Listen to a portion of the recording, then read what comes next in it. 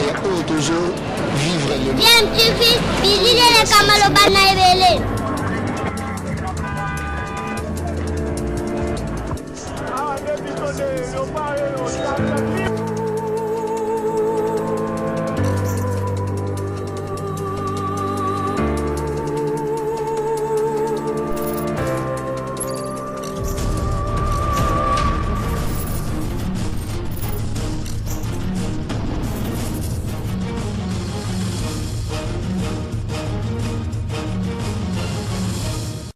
tu veux toujours un enfant.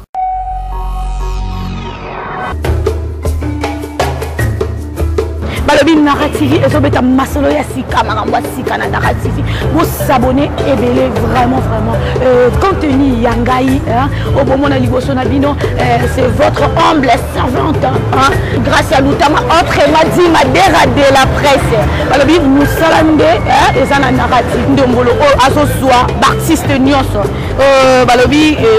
artiste nyonso artiste peintre musicien et comédien et on a qui artiste en tout cas émission Ndombolo ezawana pona bino et vous s'abonner vous n'allez jamais déçu. Balandi ya DMTV mbote na bino na zali sûr que vous avez délai vous avez Rolanda biso sikoyo na chaîne YouTube na bino DMTV lelo toye na moi réflexion muke kaka pour quelques petites minutes à 5 à 6 sur moi bamakambo misusu ndenge elekanaka moi mingi na Kinshasa awa surtout na les réseaux sociaux okomona ovandi bozomona ba publication kili makelele kili balobi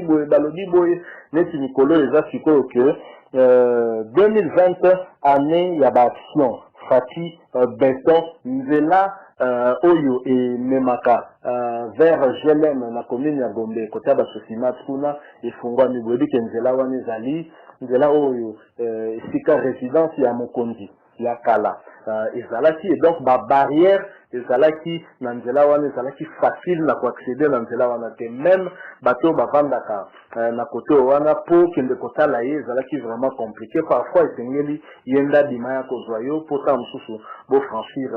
barrière ce n'était pas facile boyedi na mboka na biso bakonzi mingi bazalaka soka vandi quelque part akangi na nzela a barré donc population ekoki koleka te po ye avandi wana soi-disant pour la sécurité na ye donc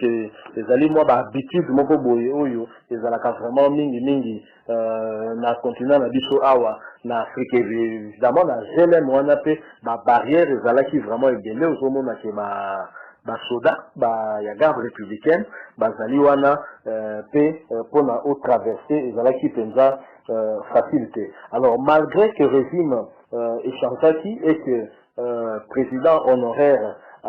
bendanaki na ye na ferme na ye ya Kinakati mais nzela wana ezalaki kaka toujours na barrière c'est à se demander pourquoi barrière continuaki kozala alors que ye kutu pe mutongo sous azalaki sous vraiment wana te alors l'information moko circuler pe ça ko continue ko circuler comme quoi que barrière wana ba longoli yango et que circulation et fungwami na population to landi même na ba émission mususu na TV balobeli pe yango que nzela wana koki kokota koleka mais apparemment information yango to yebise sur les alliés jouer à ping pong oyo bato bazali ko jouer oyo abeti oyo azongisi ke na temps moko bafungoli barrière temps mususu bakangi na ba information mususu toza ko joa ezali que barrière yango bamoni ke ezali kaka. Et ceci nous amène à nous poser quand même moi la question habitude wana parce que les cambo ya barrière mingi ba pour le belango peut-être nanzela oyo je crois venu roi Baudouin oyo ennemi na Jelem parce que ezala que sika mokonzamboka kala vandaki mais ba barrière mususu tilelo ezali ko continuer ko zala pona bateau bazali neti na mbinza na vers ba côté ba palais de marbre wana soki ozokende pona kobima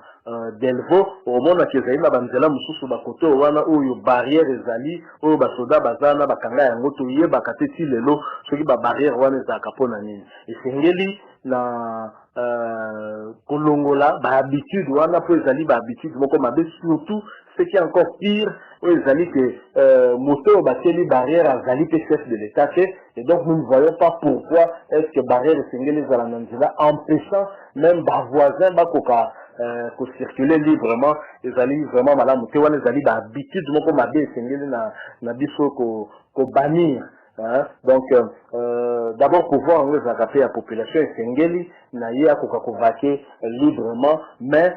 bao pe bazali commune en sécurité bakoka kosala mosala na bango, mais de là à empêcher toute une population à accéder dans nzela moko te alors qu'il y a la famille, il y a la camarade, il y a la bandeko. Na côté wana ezali vraiment pas si. Alors, la situation wana où il y a ba barrière, na nzela wana il y a GLM,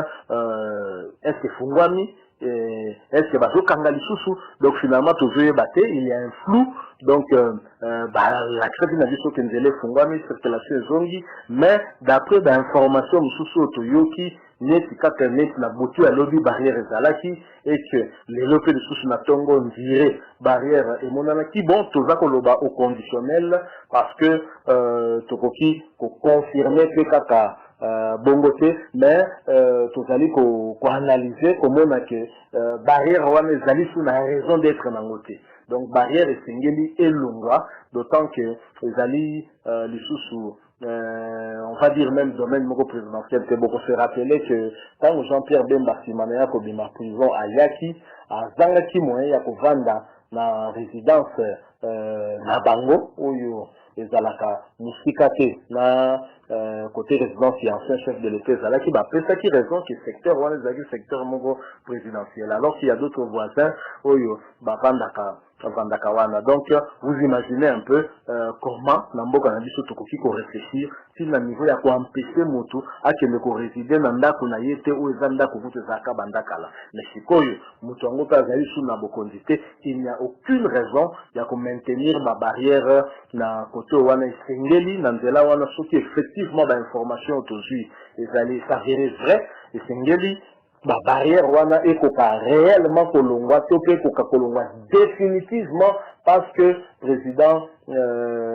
Félix Tshisekedi le président actuel avant d'arraper côté kunate azana epe côté kunate donc la barrière wana ezali na raison d'être le sous exact donc wana ezali moi réflexion fait to lingaki to partager kaka nabino poto la lito yoki que bato basepeli que nzela wana efungwami circulation zongi normal na nzela wana mutu nyonso akoki na ye kokota wana leka mais toujours l'information mususu comme quoi barrière ezali kaka donc ce qui n'est pas une très bonne chose esengeli même na baautorité bakonzi ezala bakonzi ya baservice ya sécurité olandela likambo wana pour que barrière soki effectivement ezongi ekoka kozala lisusu te. Merci beaucoup to espérer que les solos tobeti et c'est félicité bino soki te ezali na mutu azali na information contraire to pe na précision makasi ata na commentaire ko bakisela biso ezala mabe te en tout cas biso to remercier bino pona disponibilité na temps na bino ndenge bopesi yango pona kolanda biso avec promesse bien sûr tokoka kozonga lisusu soki toza na sujet mususu ya réflexion to sujet mususu ya koanalyser ensemble na bino bobosana te soki oza même abonné na chaîne oyo te cliquez pour s'abonner pe lisusu na évidemment bouton s'abonner et puis na cloche oyo koapparaître juste pembeni wana po zanga te kozwa banotification soki totie élément moko ya sika na yango DNTV topesi bino kaka mokolo molamu avec promesse tokutana prochainement. Au revoir.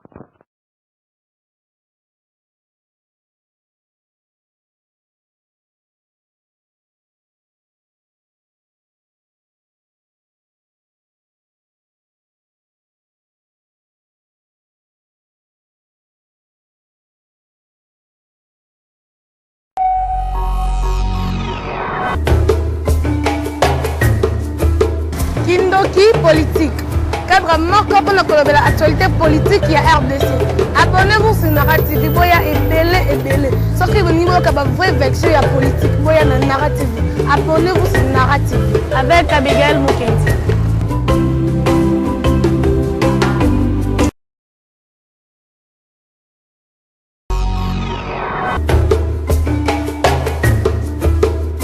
awa tokolobela judo karaté en tout cas soza na posa koyeba ba news